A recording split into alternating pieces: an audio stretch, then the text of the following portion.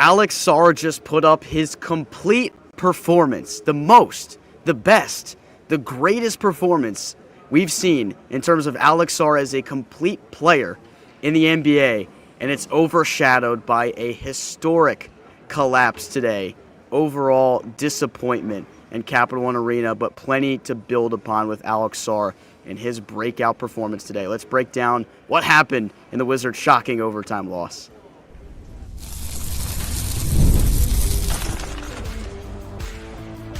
You are Locked On Wizards, your daily Washington Wizards podcast, part of the Locked On Podcast Network. Your team every day. DC family, you're locked on to the Washington Wizards. We're your part of our family. We thank you for making Locked On Wizards your first listen every single day. We're part of the Locked On Podcast Network, where it's your team every day. We're free and available wherever you get your podcasts, alongside the DC sports content creating savant, Abdullah Ayubi. I'm Ben Strober, and I cover all things DC sports for 106.7 The Fan and the Team 980. Man, a 139-134 shocking overtime loss for this Wizards team. They led by as many as 19. They led by 15 with 5 minutes to go in the game, and they blow it late. They blow it in overtime, and a big reason why were the veteran players today. We'll get into that. Alex Sarr stole the show for me today. He was so good, so excellent. One of the most complete performances we'd seen from the guy in his young NBA career, and it just feels gloom that the team blew the game today, AB. It's kind of incredible that it came down to that. Yeah, 15-point lead, Ben, with 5 minutes left, you told me, and I was shocked. I mean, this game, overall, the whole game up into the fourth quarter, the Wizards had control of this game, and they were trying to give the Sixers their first loss of the season, and they haven't beaten the Sixers since 2022. So it's frustrating, Ben, because those crunch time moments, not seeing the young guys take those shots, that's one thing I don't know if you remember, Ben, but going into this season, I talked about how those last second shots, I want to see Trey Johnson, Alex Sarr, who had a monster night. Why isn't he getting the ball late in the game? To me, it just doesn't make any sense. But shout out to the young boys, a lot of guys in double digits, a lot to learn from, but you really had this one, and it just sucks. A lot of Sixers fans, Ben, in Capital One, MVP chance for Tyrese Maxey, who, oh my goodness, he is so freaking good, guys. But besides that, Wizards fall to 1-3, and now you head to OKC, who just won the championship, and that's going to be a tough game because they can play defense over there. Yeah, and the bottom line is, this was a really good game overall for the Wizards until the final 5 minutes, and then ultimately blowing the game in overtime. It's a season where the wins and losses don't matter, AB, but it's the kind of game where in front of your home fans, after having an awful second-half performance against Charlotte on Sunday, you would have hoped to see them maybe close this one out in front of the fans, and then it just became a Philadelphia fan zone here in Capital One Arena. So, yeah, Jordan Poole made those comments earlier in the week, and today there was a lot of Philadelphia 76er fans, and they had a lot to cheer about late in this game. And you think about it this way. They had 8 players in double figures tonight, and Alex Sarr, a unbelievable performance. The first time in his career he goes over 30 points with 10 rebounds. 31 points, 11 rebounds, 5 assists on 3 of 7 from three-point land, 13 of 23 from the field for Alex Sarr in 34 minutes. This dude showed me a lot today. He showed me he is ready to be one of this team's top options offensively. He got it done in a variety of different ways, and AB, his confidence is at another level right now. And you're doing this against Joel Embiid, Ben, who, let's be real, is a top 5, top 7 center in this league when healthy. So I love what I saw from Alex Sarr, the number 2 overall pick. Last year, it's crazy to think that so many people were down on him, and a top 10 redraft wasn't considered to be in that by The Athletic. And to see him ball out there, it's just things that you can build on. And I love the way he did it. He was very efficient. We talked about it, Ben, that this kid could potentially be on a minute restriction dealing with that calf injury that we just didn't know about. But he went out there and did 34, 11, 5, 2, 4 stocks in 34 minutes. So shout out to the kid from France. I just think, Ben, his game is just going to evolve. This is just game 4 of year 2, and he's only going to get better. Not many people forget this kid came from the Australian League. He didn't play American basketball. He's adjusting to the game. The shot diet, Ben, I mean, that is off the charts this year. That's one thing that he talked about it going into the season, and he's excelling at it. And you love to see it. And his ability, Ben, to just impact the game is just on a whole different level. For a guy that rarely took shots on the inside last year. Only 17% of his attempts were right around the rim, 0 to 3 foot range.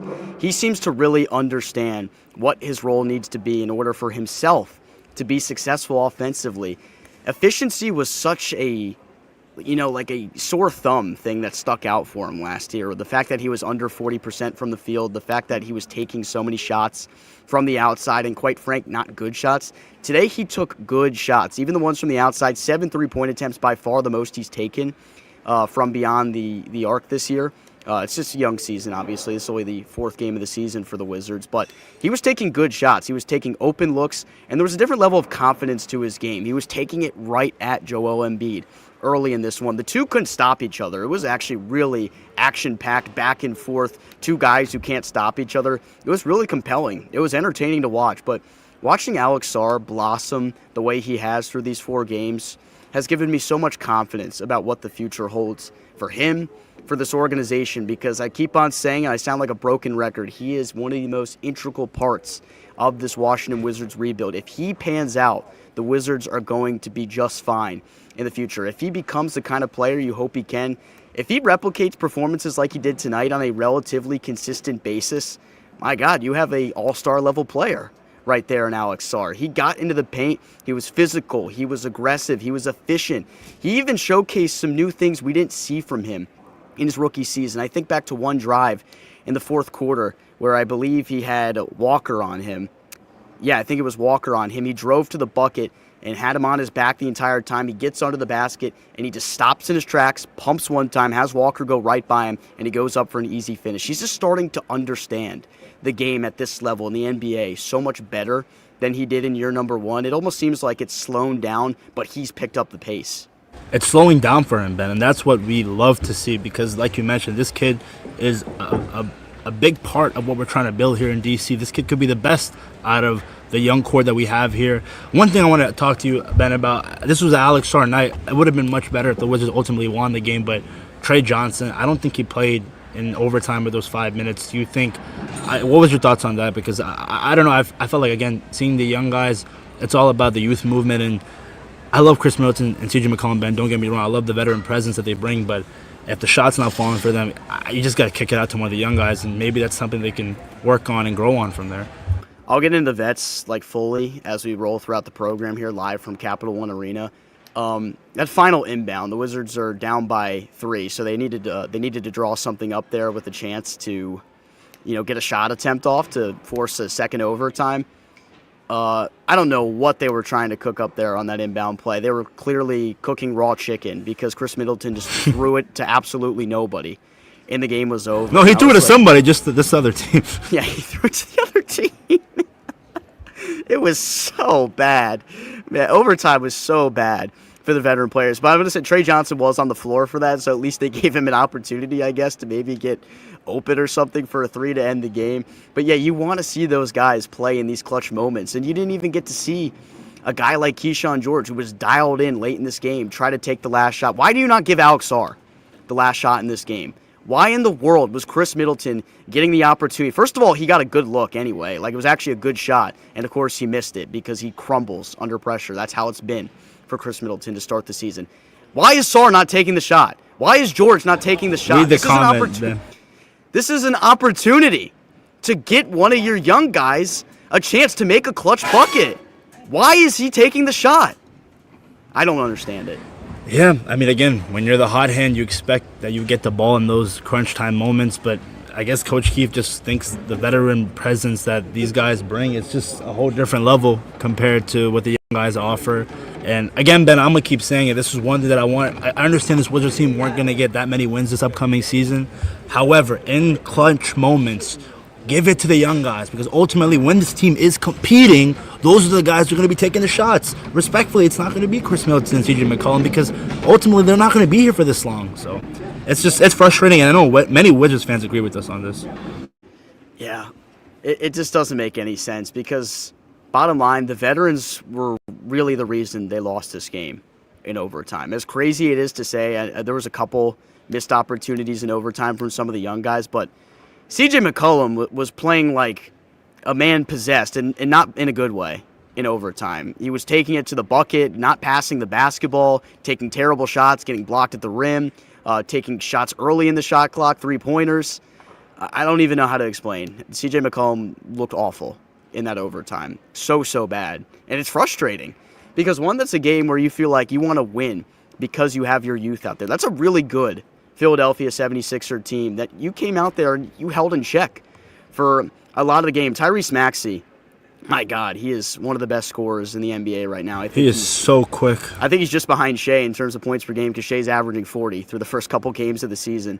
But you held VJ Edgecombe to just 14 points tonight. He was averaging 25 entering this thing. Tyrese Maxey ended up with 39, but really got a lot of his buckets late in this game. I think he only entered the fourth quarter with 16 of them. Keyshawn George was doing a really good job locking down VJ Edgecombe early, and then even getting the assignment with Tyrese Maxey throughout the fourth quarter. He was doing a great job of holding those guys in checks, and then you let it slip away. You just let it slip away. And it's so funny, Ben, because we talked about, I think you already said this, but we thought going into the season the vets were going to be the reason why in these types of moments they elevate the team and the young guys would have to take a step back. But tonight, that was a different part of the story where you wanted to see the young guys step up. We're hoping that they'll have this opportunity again where they can. Obviously, you don't want to blow a lead in any situation, but basketball, it's all about momentum, and Philly had the momentum going in the fourth quarter, or going into overtime. We even said it, Ben. You and I looked at each other. We looked at our good friend Henry, and we're like, "There's no way we're going to win this." This is the way the fourth quarter ended. It was like a classic Wizards fashion. But again, you move on. You're 1-3. You're playing the Thunder. I want to see how this team bounces back against arguably the best team in basketball. 100%. You're 1-3. Now you go to play the defending champions and a team that looks unbeatable already to start the season. So let's enjoy the ride. Let's hope we see more development. Let's take a quick break. When we come back, let's continue to break down some of the things that we saw out there tonight. One of the tools that helps make a huge difference for business owners is Quo, formerly OpenPhone. It's the same great business phone system you heard me talk about before, just with a new name. And here's why it matters. Every missed call is money left on the table. When every customer conversation counts, you need a phone system that keeps you connected 24/7. Quo is the #1 business phone system that streamlines customer communications. It works right through an app on your phone or computer, so no more carrying two phones or relying on a landline. I love how Quo, formerly known as OpenPhone, lets your team share one number and collaborate on calls and texts like a shared inbox, so no customer gets left hanging. Their built-in AI agent is a game changer. It can answer after-hours calls, capture leads, and keep business moving even when you're off the clock. See why over 90,000 businesses trust Quo, formerly OpenPhone. Get started free and get 20% off your first 6 months at quo.com/LockedOnNBA. That's QUO.com/LockedOnNBA. And if you got existing numbers with another service, Quo will port them over at no extra charge. Quo, no missed calls, no missed customers. If you're a business owner, here's the truth. SaaS promised to make work easier, but now the average company is buried by hundreds of apps that slow down your teams and simply don't work together. That's not SaaS, that's sad.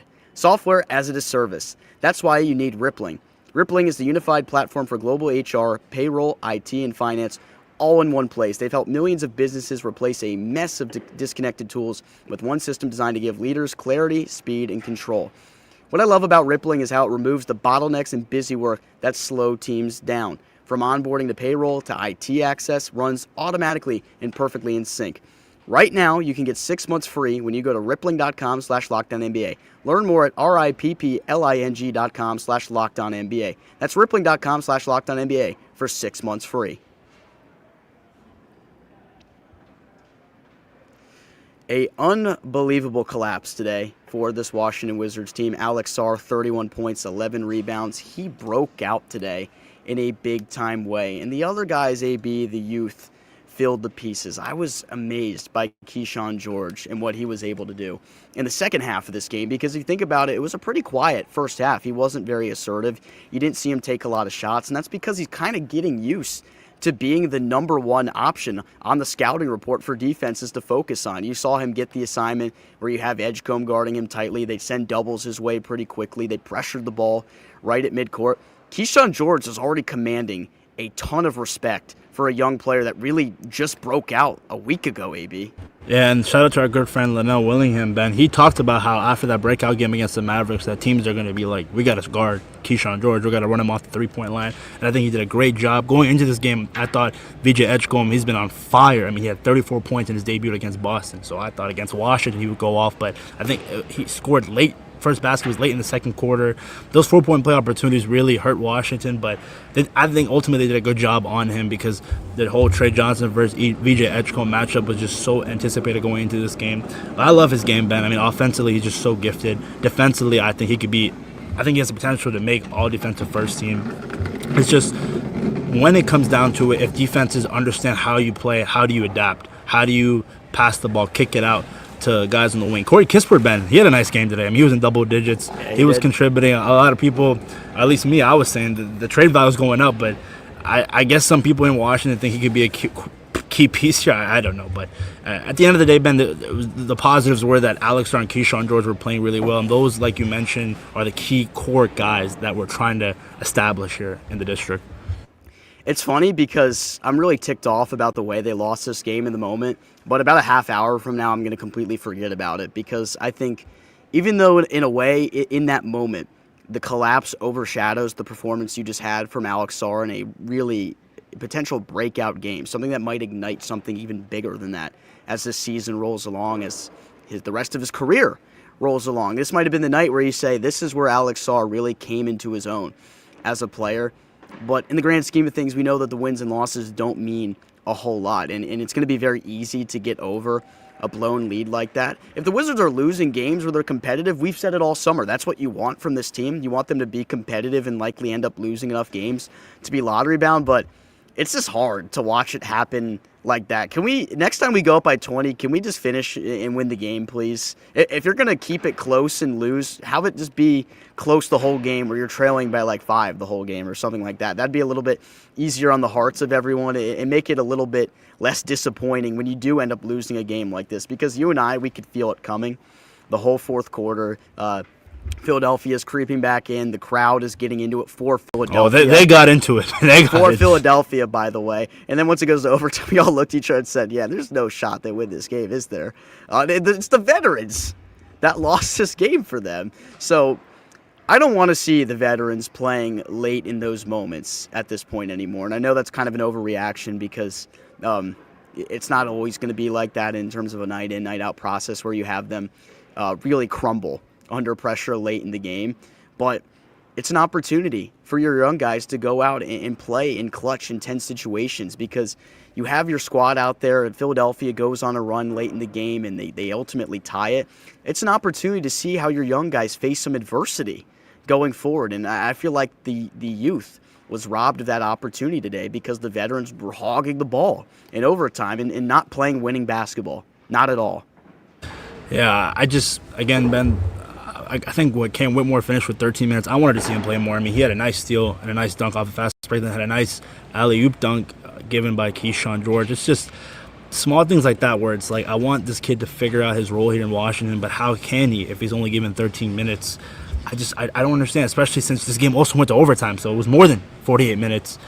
I don't know. I really think they have to find a way to be competitive with OKC because it's just not looking good where you get blown out in your home opener and then you blow a lead in the fourth quarter in one game, and then the next game you go to OKC, and I understand it's a competitive environment, competitive team, but the fight, and it's just the way you lose. You want to build off things like this, like you mentioned, facing adversity.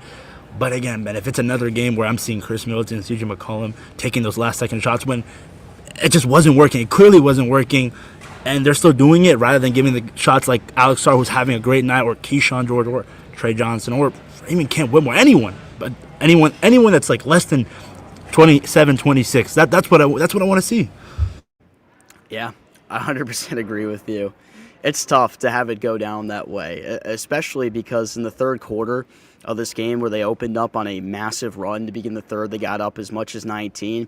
I was kind of thinking to myself, okay, the Wiz kids are hot tonight. They're letting the youth go out there and cook. They're not putting out that garbage lineup they did the other night to purposely blow the game. It doesn't seem like one they're going to get away. And it's like Philadelphia's playing on a back-to-back. They won a real gutsy one last night. So maybe they kind of sit this one out a little bit and they let the Wizards close this one out. And that ultimately was not the case. They still found a way to let this game go away or get away from them really late.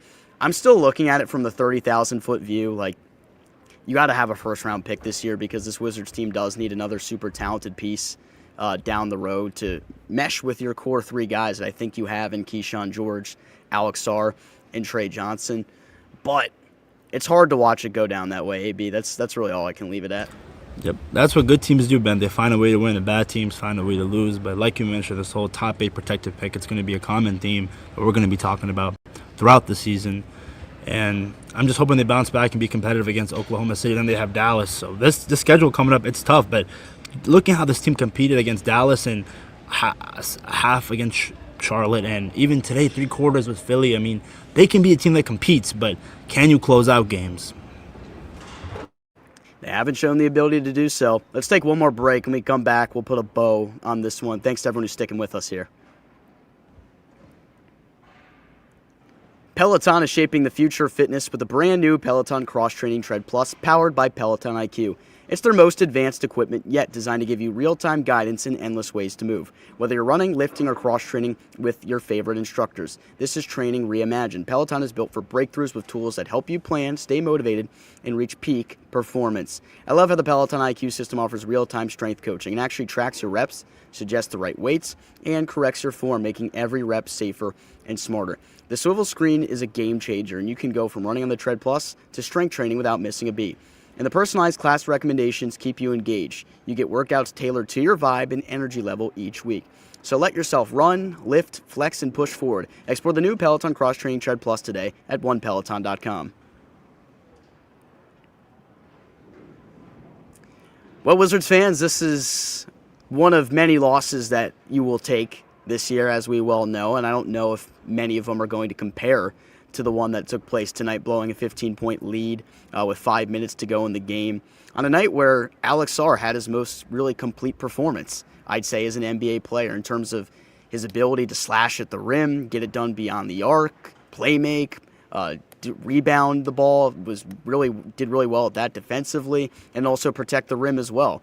There was a ton of things that went right for this Wizards team tonight, but one of the things that I didn't expect to be part of the problem and be part of the equation for losing basketball this year, AB, was those veteran players in CJ McCollum and Chris Middleton. And I'd say 4 games in right here, I know like these are real renowned basketball players, have had excellent careers. I'm not trying to take anything away from McCollum and Chris Middleton. Those guys have had unbelievable NBA careers.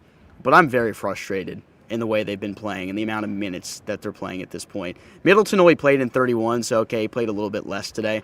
But CJ McCollum, 40 minutes, 4 of 14 from the field. He scored 14, but he's just been so wildly inefficient, playing herky-jerky. He doesn't really seem like himself out there to me, and it's bothering me at times because I feel like these veteran players in Middleton and McCollum will have these instances where they go out there and they kind of want to play their own way at times, and it gets in the way of how these guys can really develop.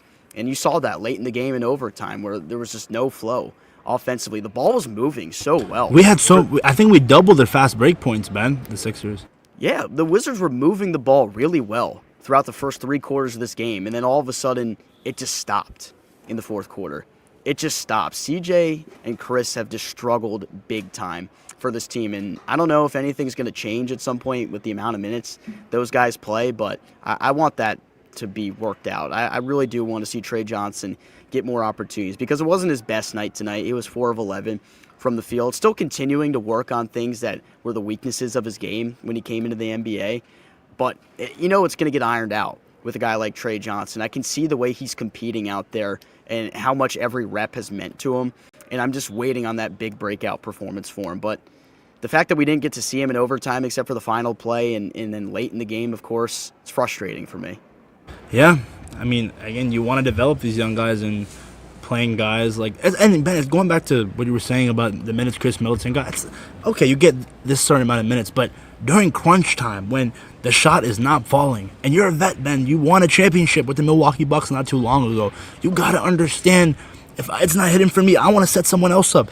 Your teammate, Alex Sarr, the second-year kid out of France, I mean, for crying out loud, a monster game. If we won this game, I mean, the headline would be just Alex Sarr, a potential all-star this upcoming, maybe not this upcoming year, maybe rushing into things, but it's frustrating because a night like this where it's just, we're going to forget about Alex Sarr's performance and just the headline would be Washington blew a 15-point lead with 5 minutes left.